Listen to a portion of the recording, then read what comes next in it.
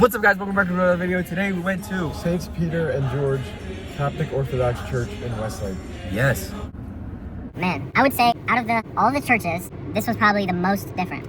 I feel like I say that every time. I think like as we've been going to all these churches, I've kind of gotten used to like differences and like more things that stood out.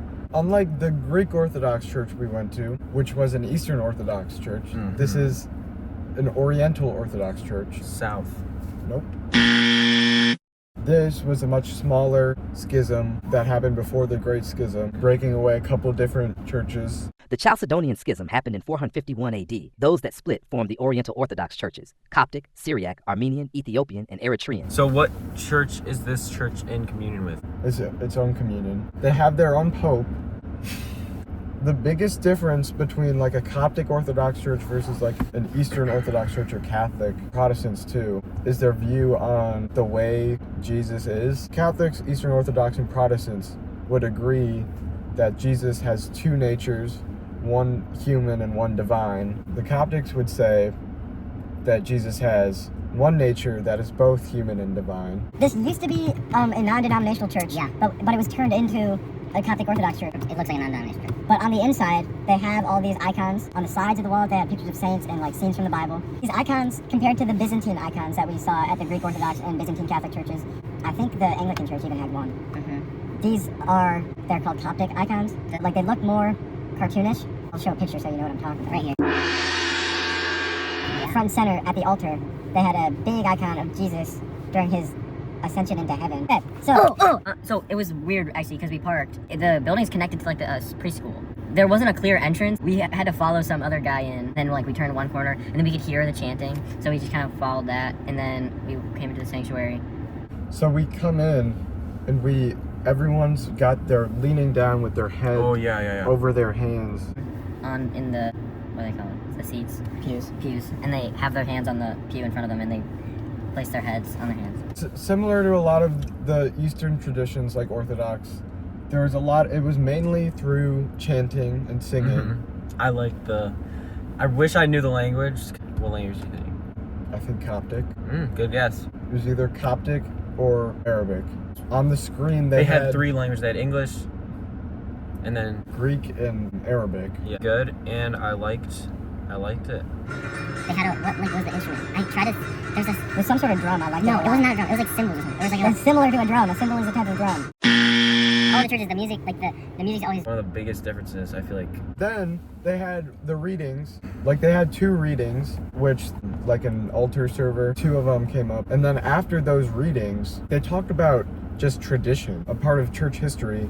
They talk about like a saint or a patriarch, like what happened this day in their calendar. Oh yeah. Which that was interesting. Like this is the first church we've been to where they did something like that. And then they had the gospel reading. And then they had the homily. And that homily, I thought it was really good. Same, bro. He talked about like what it means to be holy and like how you're not just holy because you go to church or you're on the board of the church or you're, it's a lifelong process. Yeah. He also talked about, on top of that, it's kind of the theme of this whole project and series, about sowing your seeds. No. The whole point of this series and project is to like explore the different traditions and denominations. And he was talking about how in the gospel, a house divided against itself, it will not stand. So basically, and he was talking about how like the Protestants and Catholics and Orthodox, there's differences, but we are still called to love. He made a big point about the greatest commandment is to love God and your neighbor as yourself. He said not despite your differences, but with your differences, you still love them. He talked about serving and not getting like attention. Hardship for the sake of hardship instead of hardship for the sake of glory. And then he also like touched on the 21 Coptic martyrs. Basically, 21 men kidnapped by ISIS and Killed, became martyrs for the church, became saints in the Coptic Church, and then later saints in the Catholic Church, even though they weren't Catholic. Like I don't think you said this, but I'm gonna say it. Then what are we talking about? We're talking about this church. After that, we did the Nicene Creed. Here's what I noticed. When we would say things like through chanting, it would be very long. But then when they'd actually talk, it was fast. They went through the Nicene Creed so fast. I couldn't keep up. The Our Father too is Our Father. We did a sign of peace. He said like greet each other with a holy kiss. When he said that, I was like but then the kind woman in front of us. So okay, let's show them because you need two hands. So basically, so you go like this, and then you go like that, and you kiss your hands.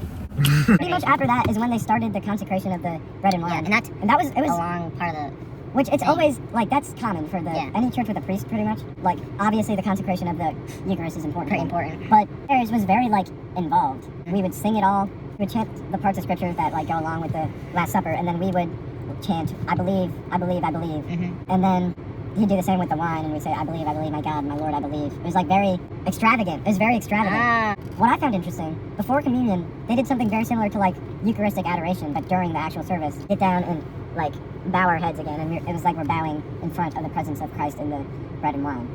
They had, what, leavened bread? Is that what Yeah, they used leavened bread, but unlike the Eastern Orthodox, they had it separate from the wine. A big, like, loaf of leavened bread. Yeah, it was like a circle, I think. Yeah, which is the same for the Greek church, but they already had it cut up and stuff. Yeah. But here, the priest would take pieces from the big loaf. I wish I knew what it was called. I'm gonna flash the word. Big loaf right here. Take it and he put it in the person's mouth, and then they'd go over to the side where a deacon would give them the wine. They had a goblet with a spoon, still like this one.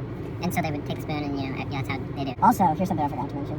While they were doing the readings, there was a part for the deacon, and the deacon was like 8 years old. Deacon really only means servant, so this deacon was like 8 years old. When they went up for communion, I noticed they took off their shoes. But I just noticed that there's a bunch of shoes on the ground under the pews. So I'm assuming that's like for reverence. And all the women veiled. And I'm assuming if any of the men were wearing hats, they would have to take their hats off.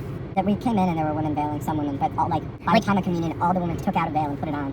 Lots of respect. Egyptian festival. After they did all of their like worship stuff, they had a short period where they talked about like things for the church and the community and what they need. The Egyptian festival is coming up, so they were talking about how they need to spread the word. Follow SG on Instagram or Facebook. Yeah, like, share, comment, follow, all that good stuff. Help them out. Help them out, and also pull up to the festival because they got cool stuff here. After like the announcements, we did the Our Father one more time, and then the priest came around with holy water, Oh yeah, and he took a bunch in his hand and threw it at us. they Usually have like a little. they usually have like a stick, but he was doing it all with his bare hands. He was just like, He boom. was an expert at it. I Yeah. got hit like 3 times. Same. Final thoughts. I think the church was full of tradition and culture. Kind of sense that from the way that they worship. Good content and also like good structure. Yeah, I'd definitely say my main takeaway is the liturgy. It was very extravagant, very involved. Like the people were very involved. Next week, I'm going to Dover Congregational Church in Westlake. Yep. Thank you so much for watching. And we'll catch you later.